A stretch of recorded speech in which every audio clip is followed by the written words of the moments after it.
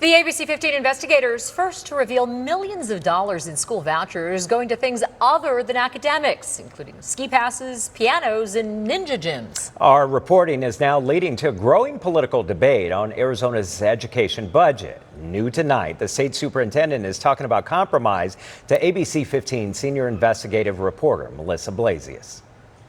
It's grip strength, learning movement and dynamics with shoulder movements, learning how to kind of throw. Robert Munoz manages this Ninja Warrior gym in Gilbert, advertising specials for families who want to spend their empowerment scholarship accounts. This is an approved vendor for the Universal School Voucher Program. A lot of the ESA parents that come in, they use this as their PE time for their kids to help get them out, get them active for a different sport that they're not used to. He says ESA makes up 10 to 15% of the gym's business. A lot of those expenditures just made me so angry. Democratic State Representative Nancy Gutierrez, who's also a teacher, looked at ABC15's analysis of educational extras that some ESA families are buying, like $400,000 on aeroponic indoor gardens and supplies. We do have a garden at Tucson High, and teachers and students have to go and ask for money in the private sector to get money to fund our garden. And yet I saw that there were thousands being spent on these special gardening, kits.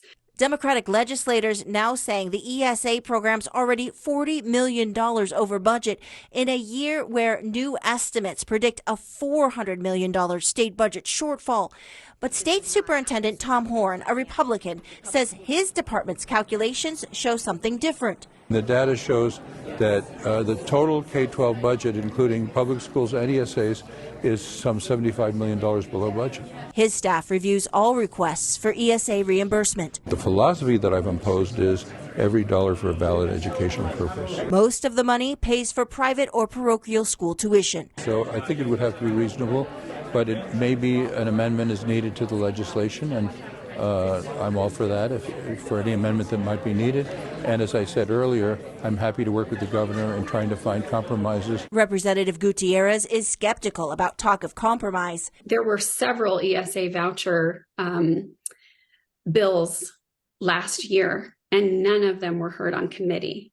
I don't have a lot of hope that the Republicans will hear any of them on any committee again. She says her school can't find the money for basics. We have school classrooms that still have asbestos, but they're shut off because we don't even have the money to abate that asbestos. While taxpayer dollars are redirected to places like this ninja gym. It gives the kids a more diverse outlet to go try a bunch of new things. I'm investigator Melissa Blasius, ABC15 Arizona.